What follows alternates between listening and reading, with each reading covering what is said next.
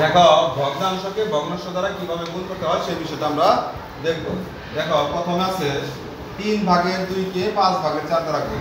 এখন এটা নিয়মটা কি? এটা গুণ করার ভগ্নাংশকে ভগ্নাংশ দ্বারা গুণ করার সময় হরকে হর দ্বারা এবং লবকে লব দ্বারা গুণ করতে হয়।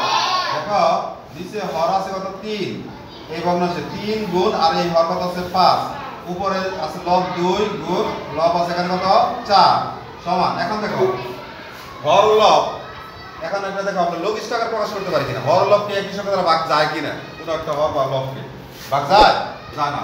দেখো তাহলে আমরা কি করব, এই হরের সাথে হর গুণ করব, 3 5 15 2 4 8, এটা কি আমাদের প্রকৃত ভগ্নাংশ, তাহলে এর উত্তর হবে এটি, উত্তর 15 ভাগের 8। এখন এর একটা আমরা অঙ্ক দেখব। দেখো 4 ভাগের 3 কে 7 ভাগের 5 দ্বারা গুণ, অর্থাৎ ভগ্নাংশকে ভগ্নাংশ দ্বারা গুণ। এটাকে আমরা কি করব, লবকে লব দ্বারা হরকে হর দ্বারা গুণ করব সমান।